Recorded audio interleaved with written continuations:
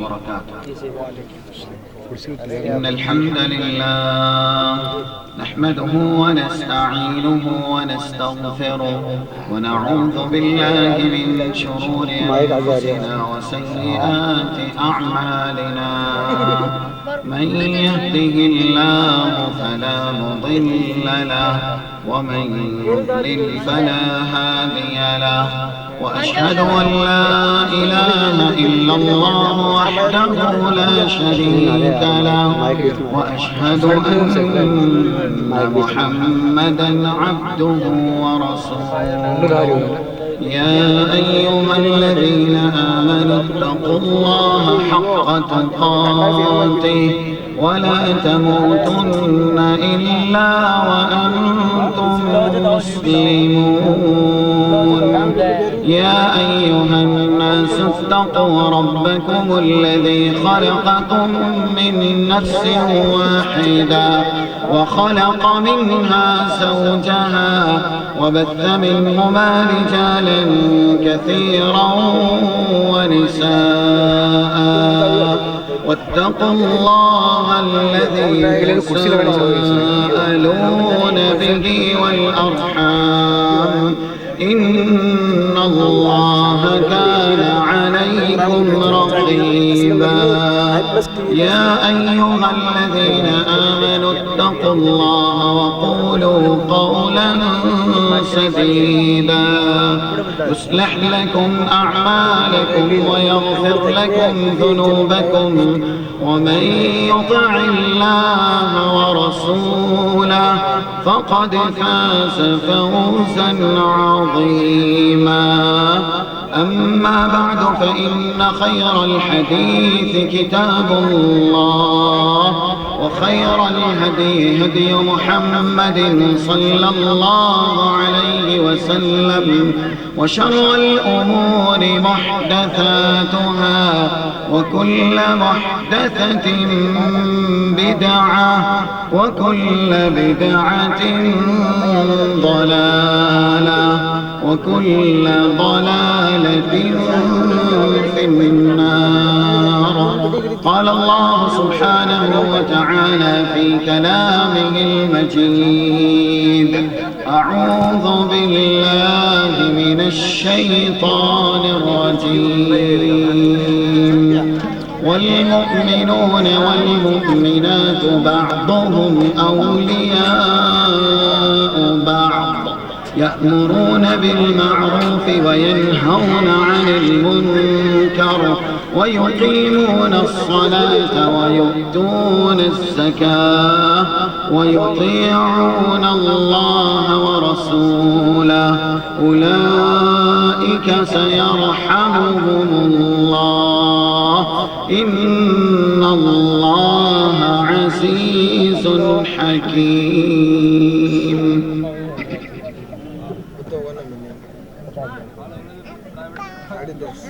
Stage पर जलवा furrows निहायत ही काबिल एहतराम उलमाए किराम, जिम्मेदारान मदरसा, सामईन इज़ाम, अजीज तलबा व तालिबात, पर्दा नशीन इस्लामी ख़वातीन,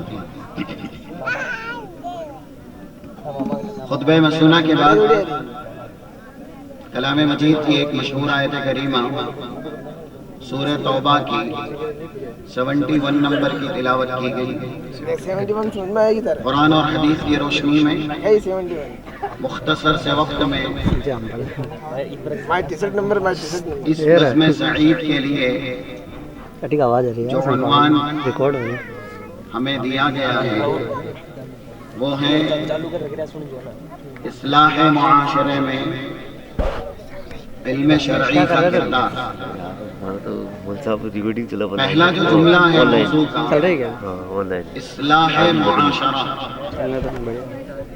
हम और आप जिस समाज में, जिस मुआशरे में, जिस सोसाइटी, गांव या शहर में सुकूनत पसीर रहते हैं वहाँ آپس میں جو ہمارا فریضہ ہے اسلام اور ایمان کے ناحیے سے اس کو ادا کرتے رہنا، جیسا کہ آیت کریمہ میں رب العالمین نے ارشاد فرمایا والمؤمنون والمؤمنات بعضهم اولیاء بعض، مومنین مرد ہو یا مومنہ خواتین ہوں، آپس میں یہ ایک دوسرے کے دوست ہیں، ایک دوسرے کے حامی ہیں، مددگار ہیں۔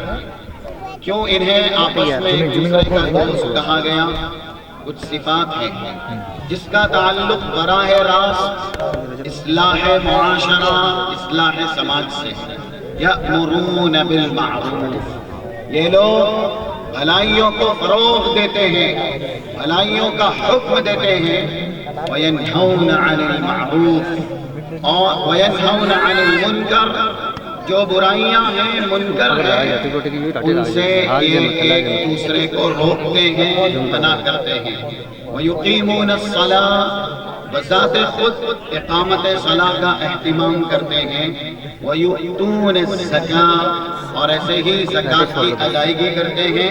ویطیعون اللہ ورسولہ، اللہ اور اس کے رسول کی اطاعت کرتے ہیں۔ جو لوگ اپنی یہ ذمہ داریاں بحسن خوبی بدرج اتم نبھاتے ہیں، ان کے لیے اللہ کی طرف سے یہ بڑی بشارت ہے۔ اولئک سیرحمہم اللہ، ایسے ہی لوگوں پر اللہ عن قریب رحم کرے گا، رحمت الہی سے ان لوگوں کو رب العالمین ڈھانپے گا۔ رب العالمین بہت عزت والا ہے اور بہت حکمت والا ہے۔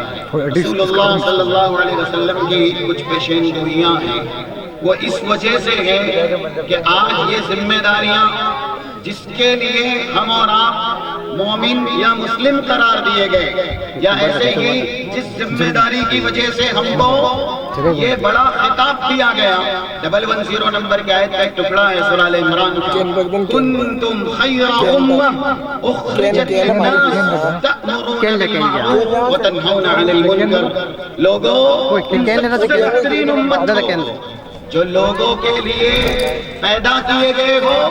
کب تک بہتر ہو؟ کب تک سب سے زیادہ فضیلت یافتہ ہو؟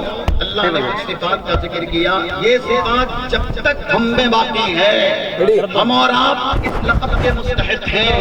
کنتم خیر امہ تأمرون بالمعروف وتنہون عن المنکر، امر بالمعروف نہیں عن المنکر کا فریضہ جب تک انجام دیتے رہیں گے، سماج معاشرے میں جو بگاڑ ہے، جو برائیاں ہیں، اس کا قلاع ہم کریں گے، اس کا سد باب کریں گے، یا ایسے ہی اس کا انسداد کریں گے، اس کا اختتام کریں گے، اس کا ازالہ کریں گے، تو پھر ہم اس مقام پر فائز کیے جائیں گے۔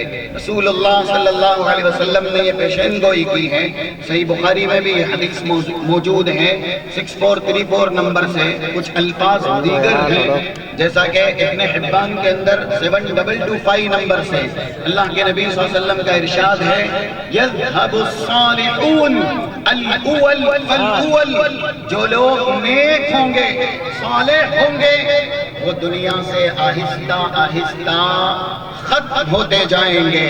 دیکھیے جو انسان فی نفسہ نیک ہوتا ہے، جو خود صالح ہوتا ہے، اس کا ہی یہ مقام ہے کہ وہ مصلح بن سکے۔ جو آدمی اپنے آپ کی اصلاح نہ کر سکا، نہ وہ اپنے گھرانے کی اصلاح کرے، نہ ایسے ہی سماج معاشرے کی اصلاح کرے، جو صالح ہوگا وہی مصلح ہوگا۔ رسول اللہ کہہ رہے ہیں جوں جوں یہ دنیا خاتمے کی طرف بڑھتی جائے گی، قیامت قریب آتے جائے گی، صالحین دنیا سے جاتے جائیں گے، اور ہم دیکھ رہے ہیں جو ہمارے آباء و اجداد اسلامی خوبیوں کے مالک تھے، جو ان کی زندگی میں اسلامی کردار تھا یا اسلامی اخلاق تھا، وہ جب ہمارے بیچ سے جدا ہوئے تو ایسا لگتا ہے کہ وہ اپنے جسم سمیت اپنی خوبیاں بھی ساتھ لے کر کے گئے۔ آج ایک انسان اپنے گھرانے کا یا اپنے آبا اور اجداد کا جسمانی حیثیت سے وارث ہو جاتا ہے، لیکن وہی آبا و اجداد جو مسجد کے معمار رہے، جو مسجد کو آباد کرنے والے رہے، وہی آبا اور اجداد جو قرآن اور حدیث کے ترجمان رہے، وہی آبا اور اجداد جو سماج معاشرے کی اصلاح کرنے میں پیش رہے، اپنی ذاتی ضروریات پر اسلام کی اوروں کی ضروریات کو ترجیح دیتے رہے۔ یہ ساری خوبیاں آبا اور اجداد کے اندر تھیں، لیکن ان کے سپوتوں میں، ان کی اولاد میں، ان کے وارثین میں یہ خوبیاں آج دیکھنے کو نہیں ملتی ہے۔ اسی لیے رسول اللہ کی یہ پیشین گوئی ہے، نیک لوگ، صالح لوگ دنیا سے آہستہ آہستہ ختم ہوتے جائیں گے، اور آپ نے ارشاد فرمایا وَيَبْقَى حُفَالَةٌ كَحُفَالَةِ الشَّعِيرِ، جیسے جو کو لے لیا جاتا ہے، جو کا جو دانہ ہوتا ہے، چھلکے کو پھینک دیا جاتا ہے، پھر اس چھلکے کے ساتھ کیا ہوتا ہے؟ ہوائیں اڑا کے لے جاتی ہیں۔ رسول اللہ صلی اللہ علیہ وسلم نے کہا جب صالحین دنیا سے چلے جائیں گے اور ان کے بعد لوگ دنیا میں صالح نہیں بچیں گے، وہ اگرچہ اللہ کے بندے ہی ہوں گے، اسلام اور ایمان کے دعوے دار ہی ہوں گے، لا یبالہم اللہ بالا، اللہ کو ان کی تباہی اور ان کی بربادی کی کوئی پرواہ نہیں ہوگی، کیونکہ ان کے اندر اسلامی خیر، اسلامی خوبی نہیں ہوگی۔ وہ تباہ کیے جائیں گے، وہ مٹائے جائیں گے، وہ برباد کیے جائیں گے، یا ایسے ہی لوگوں کے اشاروں پر چلائے جائیں گے، لوگوں کے اہداف کے لیے نشانہ بنائے جائیں گے۔ آج ہمارے ساتھ یہی ہوتا ہے، جو چاہتا ہے جیسے چاہتا ہے ہماری عصمت سے، ہماری عزت سے کھیلتا بھی ہے، اپنے ذاتی مفاد کے لیے ہمارا استعمال بھی کرتا ہے۔ وجہ کیا ہے؟ وجہ یہی ہے ہم بذات خود نیک نہیں بن سکے، صالح نہیں بن سکے۔ اب اگر ہم صالح نہیں بن سکے ہیں تو پھر جو مصلح یعنی اصلاح کا کام ہے اسے کیسے انجام دیں گے؟ ہمیں اپنے آپ کو بھی نیک بنائے رکھنا ہے، اور جو ہماری ماتحتی میں ہیں، چاہے وہ اہل و عیال ہو یا پھر اہل سماج ہو، ان کی اصلاح کے لیے بھی کاوشیں، کوششیں کرنی ہیں۔ یہ دونوں فریضے ہیں۔ یہاں پر اگر یہ بات سمجھ لی جائے، انبیاء رسول ان کے صالحین ہونے میں کسی کو شک ہے، لیکن یہ دیکھیے انبیاء رسول بھی اپنی زندگی میں اللہ سے دیرینہ خواہش کے طور پر یہ دعا کرتے رہے، اللہ صالحین کی فہرست میں شامل رکھنا، صالحین کے زمرے سے کبھی باہر نہ کرنا۔ آپ حضرت سلیمان کی دعا لے لیجئے۔ حضرت سلیمان کون ہیں ہم اور آپ اچھی طرح جانتے ہیں۔ 35 نمبر کی آیت سورہ صاد کی دلالت کرتی ہے، قال رب اغفر لی وہب لی ملکا لا ينبغی لأحد من بعدی انک انت الوہاب۔ اللہ اپنی مغفرت کا پروانہ عنایت کر، پہلے مانگا آخرت کو، پہلے مانگا اللہ کی رضا کو، اللہ کی خوشنودی کو، اس کے بعد کہا اللہ ایسی سلطنت دے دنیا میں میرے بعد کسی کو مل نہ سکے۔ لیکن کیا اسی دعا پر حضرت سلیمان نے اکتفا کر لیا؟ دوسری جگہ ان کی ایک دعا نقل ہوئی 19 نمبر کی سورہ نمل میں، جس کا تتمہ ہے کہ حکومت مانگنے کے بعد، بادشاہت مانگنے کے بعد، اور کیسی بادشاہت کیسی حکومت، یہاں پر وقت اجازت نہیں دیتا، ہم اور آپ جانتے ہیں، سنتے رہتے ہیں۔ حضرت سلیمان نے ایسی بے مثال حکومت دیے جانے کے بعد اللہ سے یہ آرزو کی، وَأَدْخِلْنِي بِرَحْمَتِكَ فِي عِبَادِكَ الصَّالِحِينَ، اللہ تو اپنی رحمت سے اپنے نیک بندوں میں، صالحین کی فہرست میں میرا شمار کر دے۔ حضرت یوسف بھی بادشاہ سے کم نہیں ہیں، ان کو بھی دنیا میں اللہ نے خلافت سے نوازا، ہم اور آپ ان کے واقعات سنتے رہتے ہیں، لیکن ان کی دعا کیا ہے؟ 101 سورہ یوسف کے اخیر میں ہی دعا نقل ہوئی ہے، رب قد آتیتنی من الملک وعلمتنی من تأویل الاحادیث فاطر السماوات والارض انت ولی فی الدنیا والآخرہ توفنی مسلما والحقنی بالصالحین۔ اللہ اسلام کی حالت میں جی رہا ہوں، اسلام کی حالت میں وفات دے۔ آج ہم اور آپ کو یہ پرواہ نہیں ہے کہ جو دولت اسلام ہمیں ملی ہوئی ہے، اللہ کی سب سے بڑی نعمت، اس پر ہمارا خاتمہ ہو، اس پر ہماری وفات ہو۔ اسی لیے اس دولت کو جیسے چاہتے ہیں ویسے نچھاور کرتے ہیں، دنیا کے چند ٹکوں پر اسلام کا ہم سودا کرتے ہیں، نعوذ باللہ، کیونکہ ہم اس دولت کی قدر و قیمت نہیں جانتے۔ اس دولت کو اپنی زندگی بھر سلامت رکھنے کا عزم ہم نہیں رکھتے، ہم اس آیت کے مصداق بننے کی کوشش بھی نہیں کرتے۔ 102 نمبر کا جو سورہ آل عمران کا ٹکڑا ہے، وَلَا تَمُوتُنَّ إِلَّا وَأَنْتُمْ مُسْلِمُونَ، لوگوں اگر اسلام دیے گئے ہو، مرتے دم تک اسلام کو سلامت رکھنا، اسلام کے لیے ہر چھوٹی بڑی قربانی کو نیلام کرنا، اسلام کے لیے مال نچھاور کرنے کا وقت آئے مال کی قربانی دینا، اور اگر سرتا پیر پورے وجود کے کٹانے کا وقت آئے تو پھر اسلام کے لیے پورے وجود کو قربان کرنا۔ دیکھیے حقیقت میں جو صالحین تھے، یہاں پر وہ بات پوری کر دی جائے حضرت یوسف کے تعلق سے، وہ اللہ سے کہتے ہیں اللہ اسلام کی حالت میں زندگی تو دی، لیکن ایک کرم اور کر، اسلام کی حالت میں وفات بھی دے، یہ نبی کی دعا ہے۔ اب آپ اندازہ کیجئے مرتے دم تک اسلام پہ باقی رہنا کتنی بڑی نعمت ہے، کتنی بڑی سعادت ہے، اور اگر ہمارا خاتمہ اللہ نہ کرے، اللہ نہ کرے، اسلام پہ نہیں ہوا تو پھر ہم دنیا کے کتنے ہی تونگر کیوں نہ ہو، کتنے ہی بڑے سرمایہ دار کیوں نہ ہو، کتنے ہی بڑے تاجر کیوں نہ ہو، کتنے ہی بڑے حاکم و سلطان کیوں نہ ہو، ہمارے ساتھ محض ہماری بدی جائے گی، ہماری برائی جائے گی۔ آج دیکھ لیجئے اس شخص کو بھی جس کے نام سے